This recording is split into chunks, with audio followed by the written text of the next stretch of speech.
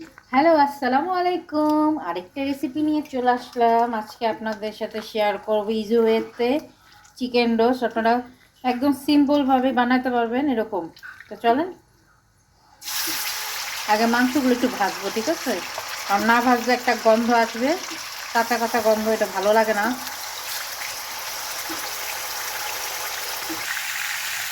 ঠিক আছে, আমি আলাদা আরেকটা কড়াইতে আমার মুরগিগুলো আমি ট্রান্সফার করে নিচ্ছি, ওগুলো ভাজা হোক, ততক্ষণে আমি একটা রোস্টের যে মশলাটা রেডি করতে হবে সেটা করে নিই। তো চলেন, এই হচ্ছে বেরেস্তা। আমরা সবাই জানি যে বেরেস্তা ছাড়া রোস্ট অসম্পূর্ণ। বেরেস্তাটা দিলাম যেহেতু আমার মুরগির মাংসগুলো বেশ খানিকটাই, আমি তো এর জন্য দিতেছি, এতটুকুই যথেষ্ট। এখন দিব আমি আদা বাটা, আদা রসুন দুইটাই একসাথে।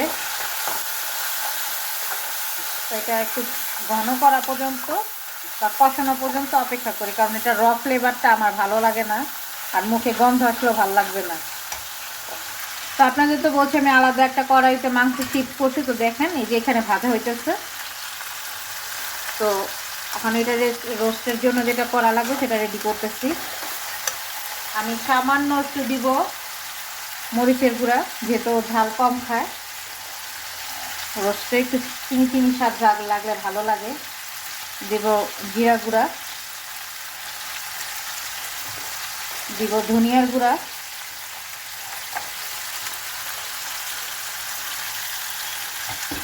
আর একদম অল্প পরিমাণে দিব চিমটি, একদম 1 চিমটির মতন দিব জায়ফল জয়ত্রী গুঁড়া। আর এখন দিব লবণ পরিমাণ মতন। এগুলো একটু কষাই। হ্যাঁ, এটার সাথে যেটা এখন মেন, যেটা সবাই দেয় বিয়ের বাড়িতে বাবুর্চিরা, সেটা দিব। সেটা একটু সস দিব। আর এটা কষানো হওয়ার পরে আমি দুধ আর কাঠবাদামের একটা পেস্ট করে রাখছি, সেটা দিব, টমেটো সস। আর দিব, এই যে বলছে আপনাদের, বাদাম আর দুধের যে মিশ্রণটা ছিল সেটা। এটা ভালোভাবে মিশানো পর্যন্ত অপেক্ষা করি। আর অবশ্যই এখানে আমি দুধ অ্যাড করব, কোনো রকমের পানি দিব না। তো পরবর্তী স্টেপের জন্য ফিরে আসছি। কাট করি। এই যে আমার তেলগুলো একদম, তরকারির তেলগুলো উপরে চলে আসছে, তার মানে ওয়েল কুক হয়ে গেছে। তো আমি মাংসগুলো এখন এটার মধ্যে অ্যাড করে দিব। ঠিক আছে, আমাদের মাংসগুলো আমি বেশিক্ষণ জাস্ট ফ্লেভারটা যাওয়ার জন্য আর কিছু না। আপনারা অনেক ভাজবেন না, কারণ এটার একটা আলাদা টেক্সচার আছে, নষ্ট হয়ে যায়। এখন অ্যাড করব দুধ, যেটা না হলেই রোস্ট একদম অসম্পূর্ণ। সবার লাস্টে এখন আমি গরম মশলা ইউজ করব, কারণ এটা জান হইতেছে গরম মশলা। এখন যেহেতু আমি নামিয়ে ফেলবো, আর রোস্টটা আমি একটু ঝোল ঝোল রাখবো যেহেতু সবাই খাবে, তো বেরেস্তা দিব, যেটা ছাড়া এটা অসম্পূর্ণ।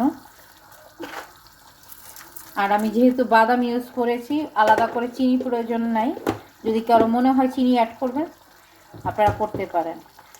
So keep watching my page, and অবশ্যই ফলো দিয়ে পাশে থাকবেন। অনেকে ভিডিও কম দেখেন, বাট দেখার চেষ্টা করবেন।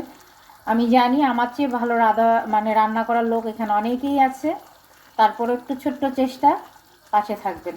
আল্লাহ হাফিজ।